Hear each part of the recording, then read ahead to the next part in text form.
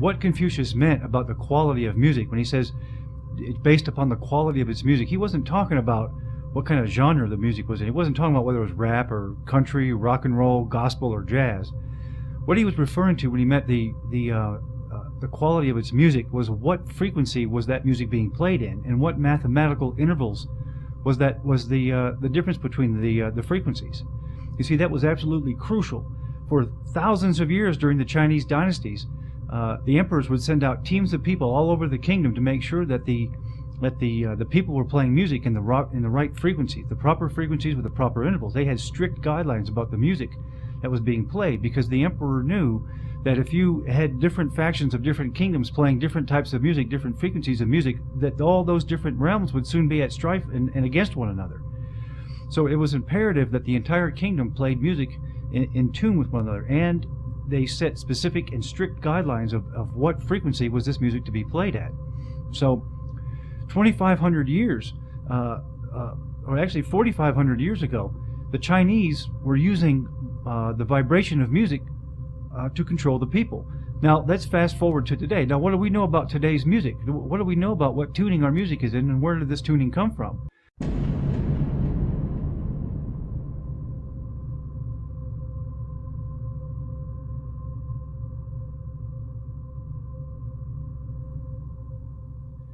The intention of this video is to improve your knowledge of musical vibration. I mean, what do we really know about music? The air vibration of its sounds are physical and measurable, yes. We know that a singer can shatter a glass with their trained voice. Troops marching across a bridge in unison have been known to collapse that bridge unless they break their rhythm before marching across it. Even subsonic vibrations which precede an earthquake can cause animals to become disoriented, thus driving them from the area. I mean, we are dealing with a very impressive force. Today, extensive research has shown that music can speed or slow your heart rate, relax or jar your nerves, affect your blood pressure, digestion, even your rate of respiration. And I'm sure I don't have to tell you that music can also affect your emotions and desires. It can have a very significant influence on your mental processes, and in turn can influence an entire society, as the Chinese knew over 4,000 years ago. So where did the frequency of today's music come from? Just about the entire modern world uses the standard concert pitch of A equals 440 hertz. Now what this means is, on a piano, for example, the A above middle C is tuned to 440 hertz. Then all the rest of the notes are tuned around this frequency. But the problem with this is there's absolutely nothing harmonious, either biologically or cosmically, with the 440 hertz frequency. So why are we using it?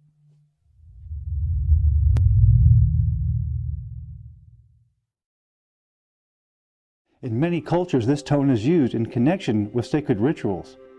In India, this tone is called Saja, father of others, and the sitar and tambura are tuned accordingly. In Sufism, it is said the one who knows the secret of this tone knows the mystery of the universe.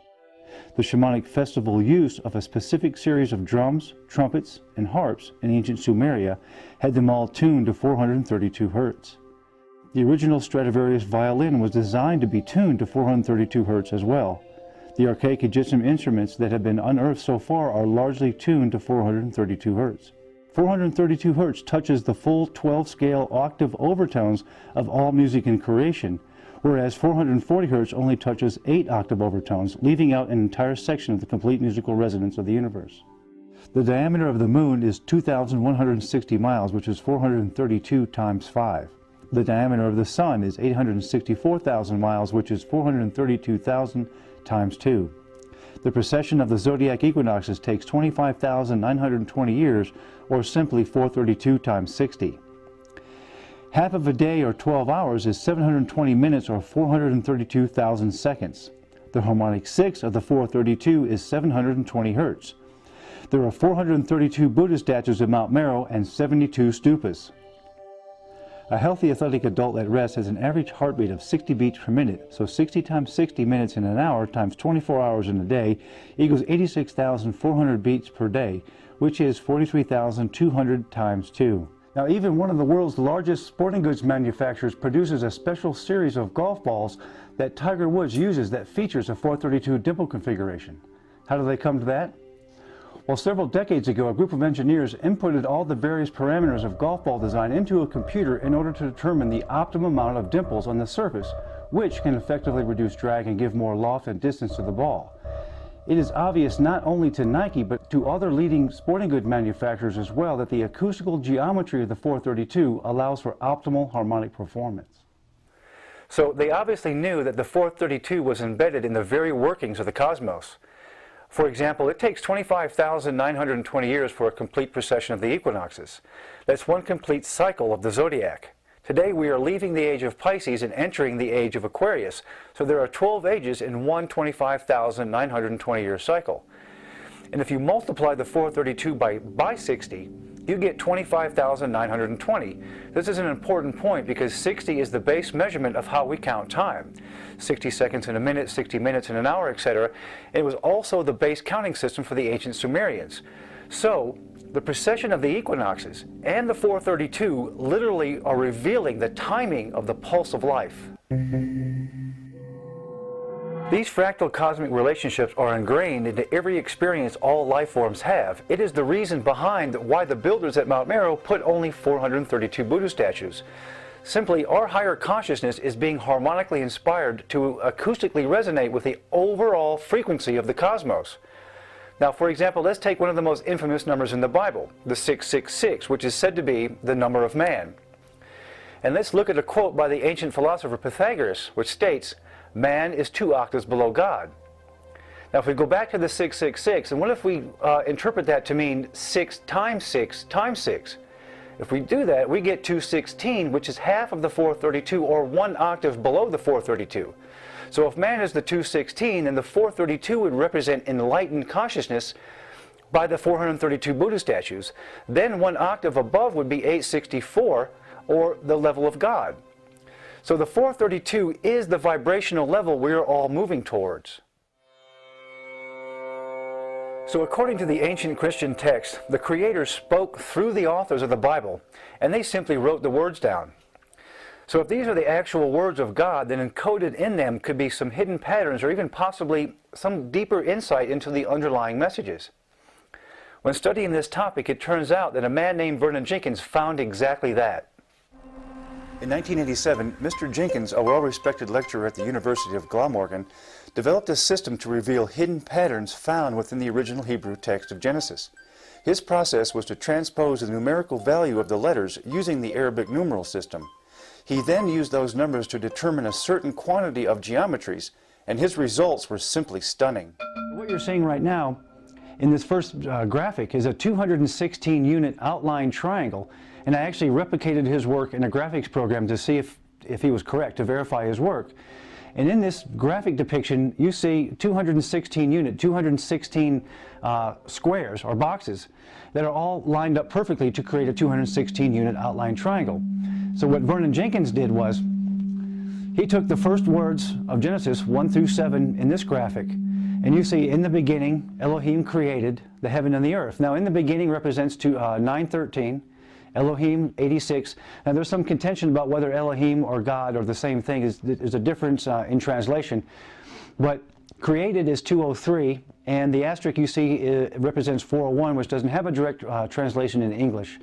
The heaven is 395, and 407, the earth 296, which equals 2701. So in the original 216 outline triangle, we can fill that perfectly with 2701 units of the same outline. And in the next one, words 6 and 7 and the earth have a numerical equivalent of 703. And in this graphic, you see a 703 triangle inset in the original 216 outline triangle. But one of the things to note is that all of the resultant 3 yellow triangles that you see all have 666 units each, which I thought was pretty interesting. The next group, we have words 4 through 8, the heaven and the earth, which has a numerical value in Hebrew of 1801. In this graphic, we see an 1801 hexagon inset in the original 216 outline triangle. And one of the other things to note is that each side has 25 units, the perimeter is 144 units, and there are 49 rows, which all are perfect squares. The next one comes from Genesis 1:2, words 2 through 8, which states, "Was without form and void, and darkness was upon the face of the deep." The numerical value of this is 1875, or 625 times 3, which gives us 3 625 rhombus insets. Next, words 2 through 8 of Genesis 1:2, "And the Spirit of the Elohim moved on the face of the waters." This has a numerical equivalent of 1369, or 37 times 37. Which gives us a 1369 rhombus inset, still perfectly in the 216 outline triangle. So this is hinting towards a whole new level of interrelatedness of everything within our reality. That something as simple as words and something as seemingly opposite as geometry have something in common. They begin with sound. All sciences ultimately derive from vibration. Complex physics distills down into math, and from math, geometry. But you can also create geometry from vibration. This cymatics experiment is used by researchers to visualize related geometric patterns that specific frequencies create. It consists of a speaker playing a frequency underneath a thin metal sheet holding ordinary sand. As you can see, the sand is responding to the sound it is receiving and creating a geometric pattern that is particular to the individual frequency. You will notice that the sand is only creating defined geometric patterns in response to Pythagorean interval of the 432. This image is taken from John Stuart Reid's cymatic experiment conducted to show the geometry that the pure 432 Hz tone creates. The triangular-shaped hole in the middle is created by the 432 Hz sound, and it is in this exact shape of what is known as the Tryon ray, rediscovered by Michael R. Evans. It is the smallest platonic solid that represents a single pulse of light of spirit in 3D. This three-sided shape tessellates to create all the rest of the platonic solids. This shows that the 432 is in acoustical and structural harmony with the pulsing of light as it travels, similar to how your heart beats over time. For example, as this Tryon ray is coming towards you through the screen, the purple ripples that are created by the 432 Hz sound encapsulate this single pulse of light. Then by Pythagorean intervals of the 432, it is able to control the compression of the whole until a new pulse begins to expand. So, if all the sciences, physics, math, geometry, etc., can be distilled down and simplified to vibration, and music is vibration, then I think we should go back to understanding the principles of creation through music as the Pythagoreans once endeavored, remembering that this concept is probably one of the most reoccurring topics you'll ever find when examining the philosophies of our ancient past. Pythagoras, the Greek mathematician and astronomer, is credited for originating the music of the spheres theory. It states that there are musical intervals, or mathematical ratios, found in the distance and size of the planets and in their movements around one another, which is said to mimic ballet movements. Pythagoras spent over 22 years studying with the great teachers of ancient Kemet, or what is known as Egypt today. Upon his return to Europe, he founded a school in Italy to teach mathematicians and philosophers about how the fundamental principle of creation is founded on the understanding of harmony in music. He had well over 2,500 students at his school, and even Galileo used the principles that Pythagoras taught as a base to develop his theory. The book of nature is written in mathematical symbols. Pythagoras' ancient theories are just as relevant today as they were 3,000 years ago. He is most famous for his discovery of the formula to find the length of the sides of any right-angled triangle, which is known as the Pythagorean theorem, which today plays a key role in our architecture and geometric sciences. Many other philosophers believed and taught for thousands of years that the key to this musical universe is in the science of numbers.